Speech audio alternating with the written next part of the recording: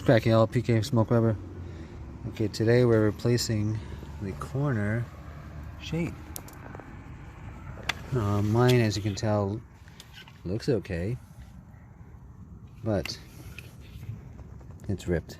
So I have a replacement, and it should be pretty straightforward to pop in place to this one. So let's give it a shot. Okay, new one is in. I'm thinking a good video of me putting it in, but it's really easy. You just line it up and it snaps in place up here, and oops, there's a corner shade.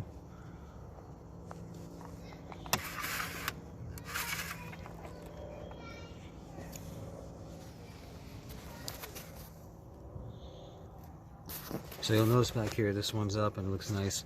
The window behind it is that break resistant window, and so the layer is peeling, and again, this is another window I need to replace, but for now it's okay.